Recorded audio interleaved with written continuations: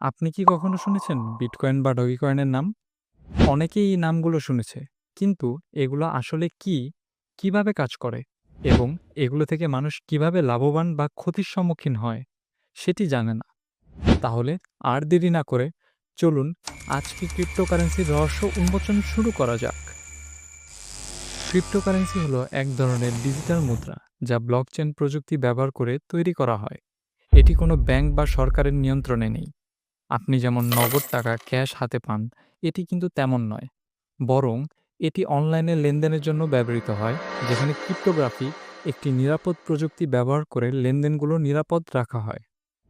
২০০৯ সালে সাতোশি নাকামোটো নামক একজন বা একদল ব্যক্তি বিটকয়েন তৈরি করেছিল। এটি প্রথম ক্রিপ্টোকারেন্সি।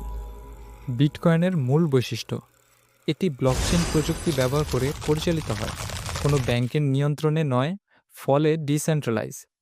এটি পিয়ার টু পিয়ার লেনদেন করতে সক্ষম।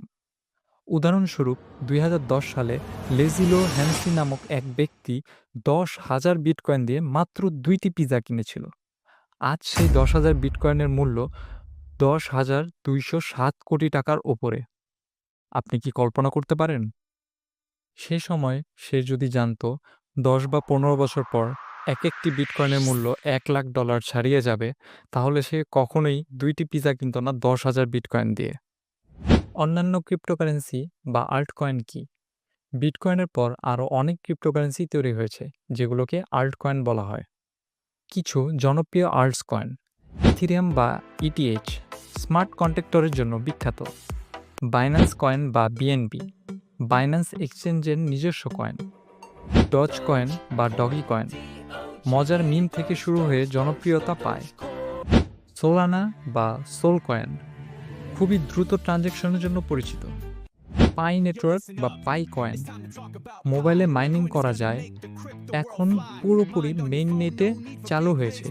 এটি একটি সম্ভাবনাময় প্রজেক্ট। কিভাবে ক্রিপ্টোকারেন্সি কাজ করে? এখন প্রশ্ন হলো, কিভাবে ক্রিপ্টোকারেন্সি কাজ করে? যখন কেউ বিটকয়েন পাঠায়, তখন সেটি ব্লকচেনে রেকর্ড হয়। এটি মাইনিং পদ্ধতিতে নিশ্চিত করা হয় যে লেনদেনটি বৈধ। এরপর এটি পার্মানেন্টলি ব্লকচেনে যোগ হয় এবং পরিবর্তন করা যায় না। এটি খুবই নিরাপদ ও স্বচ্ছ পদ্ধতি, কারণ এটি হ্যাক করা কঠিন এবং কোনো তৃতীয় পক্ষ নিয়ন্ত্রণ নেই। ক্রিপ্টোকারেন্সির ভালো দিক ও খারাপ দিক: এটির সুবিধা হলো ট্রানজ্যাকশন ফি একদম কম, দ্রুত লেনদেন করা যায়, বিশ্বের যে কোনো জায়গা থেকে ব্যবহার করা যায়। আর অসুবিধাগুলো হলো দাম খুবই বেশি ওঠানামা করে, মার্কেট খুবই ভায়োলেন্ট থাকে, অনেকে প্রতারণার ফাঁদে পড়ে নলেজের অভাবে, সরকারের নিয়ন্ত্রণ নেই, ফলে ঝুঁকিপূর্ণ হতে পারে যদি আপনার দেশে এটি বৈধ না হয়। এক্সাম্পল স্বরূপ দুটি বাস্তব গল্প শোনা যাক। সফলতার গল্প: ২০১৩ সালে একজন তরুণ যুবক $৫০০ দিয়ে বিটকয়েন কিনেছিল। পরবর্তীতে ২০২১ সালে এর মূল্য $৫ মিলিয়ন পৌঁছায়। ব্যর্থতার গল্প: একজন লোক ২০১৮ সালে বিটকয়েন $১৯,০০০ কিনেছিল, কিন্তু কিছুদিন পর দাম পড়ে যায় $৪,০০০। সে হতাশ হয়ে বিক্রি করে দেয়।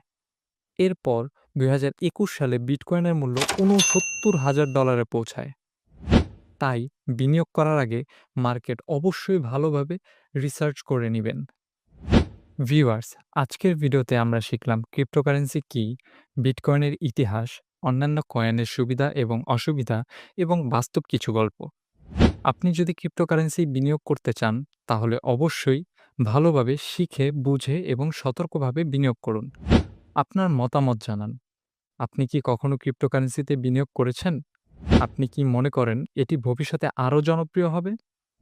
চ্যানেলটি সাবস্ক্রাইব করুন এবং নোটিফিকেশন বেল অন করুন, যাতে আপনি আরও দরকারি ফিনান্সিয়াল ভিডিও মিস না করেন। আজকে এই পর্যন্তই। আসসালামু আলাইকুম। আল্লাহ হাফেজ।